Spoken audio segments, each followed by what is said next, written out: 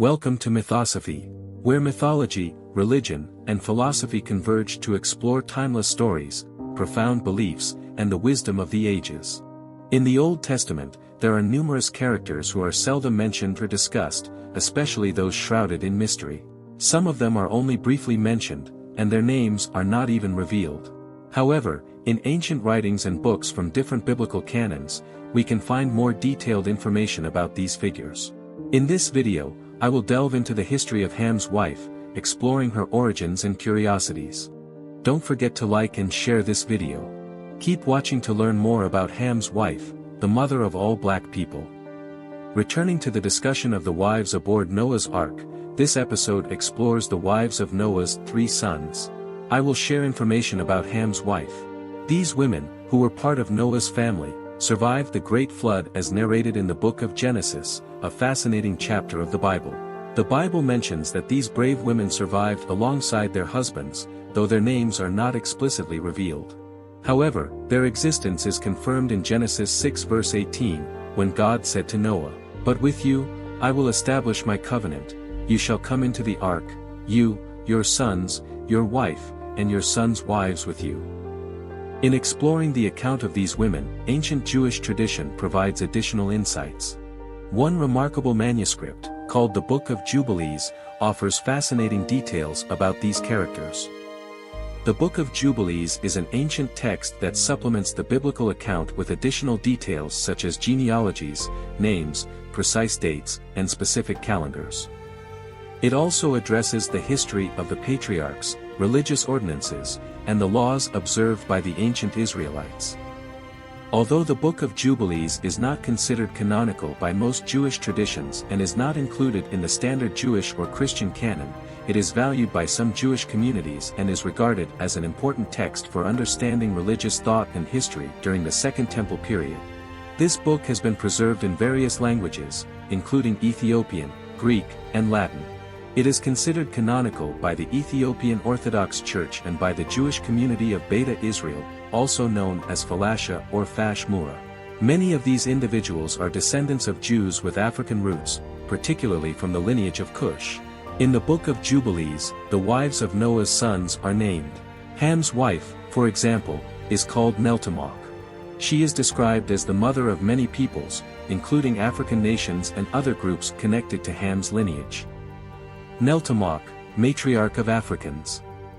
Neltamok is remembered as the matriarch of African peoples.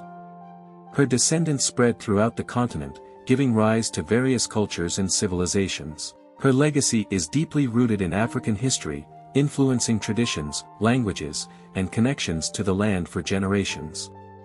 According to the Sibylline oracles, Neltamok enjoyed extraordinary longevity, living for centuries.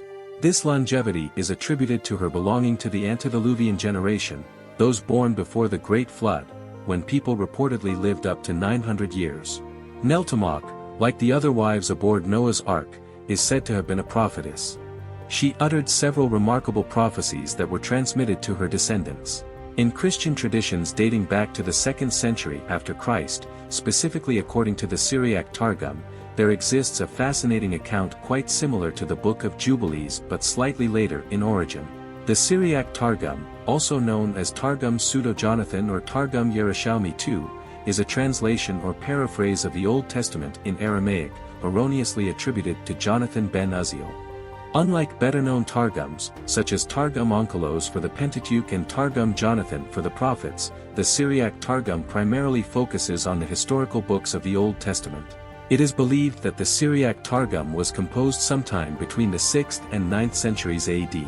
Known for its peculiar literary style and significant deviations from traditional Targums, it is less prominent in Jewish or Christian contexts today but remains a valuable resource for scholars. It offers insights into the interpretation and translation of the Bible in antiquity, shedding light on the literary and cultural traditions of Judaism during that era. The Christian writer Saint Hippolytus also mentions traditions, notably altering the names of Ham and Japheth's wives. He states that Ham's wife was called Zedith Nabu. According to this tradition, Zedith Nabu would be Ham's wife. Additionally, there exists an intriguing legend in Christian traditions about Ham's wife during the time of the flood. According to this legend, God instructed Noah to destroy the first person to announce the beginning of the flood. However, at that critical moment, Ham's wife was baking bread. When water suddenly rushed out of the oven, destroying the bread, she exclaimed that the flood had begun and started shouting in proclamation. God, seeing this, decided to revoke his earlier command so Noah would not destroy his own daughter-in-law, sparing her as a member of the family destined to survive the great flood. This fascinating curiosity in Christian traditions connects Ham's wife to the narrative of Genesis 10 and the Book of Jubilees. Melech, Ham's wife, bore 4 sons, Cush, Mizraim, Put, and Canaan. The first 3 sons are considered progenitors of various nations, primarily in Africa, while Canaan is associated with the Canaanites, ancient Phoenicians of the Middle East who were adversaries of the Israelites for centuries. Canaan's legacy is tied to the land of Canaan, which became the inheritance of Abraham, Isaac, and Jacob's descendants.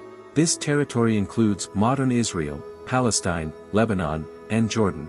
These accounts and legends provide fascinating perspectives on the origins of ethnic groups and cultures. Ham's lineage includes several notable groups. Mizraim, another son of Ham, is closely associated with ancient Egypt. His name is often used in the Bible as an alternate term for Egypt. Mizraim's lineage contributed to the development of Egyptian civilization, which played a central role in the ancient Near East. Egypt is frequently mentioned in the Bible, from the enslavement of the Israelites to the Exodus under Moses. Another group descended from Ham's lineage is the Nubians, often referred to as Cush in antiquity due to their connection to Ham's son Cush. In biblical texts, the land of Cush is mentioned in several passages, often describing regions south of Egypt. These include Ethiopia and Eritrea, as well as other distant or exotic lands associated with Cush's descendants. It is crucial to emphasize that the mistaken interpretation of the curse of Canaan as applying to Africans is both false and harmful. This misconception arose from a misreading of the biblical text. The curse of Canaan, as described in Genesis 9 verses 20 to 27, specifically pertains to the Canaanite people of the Middle East and has no connection to African peoples. In the biblical account, after the flood, Noah plants a vineyard, becomes intoxicated, and is uncovered in his tent. Ham sees his father's nakedness and reports it to his brothers, Shem and Japheth, who respectfully cover their father without looking at him. When Noah learns what occurred, he curses Ham's son, Canaan, while blessing Shem and Japheth. This narrative is focused on the Canaanites, not Africans, and any attempt to link the curse of Canaan to Africans represents a gross distortion and misinterpretation of the Bible. The false and racist claim that this curse justified the enslavement of Africans emerged from the unjustified association of Canaan with African peoples. Proponents of this view misuse the story to provide a religious rationale for slavery. However, it is essential to clarify that Canaan was the ancestor of the Canaanites in the Middle East, not African peoples.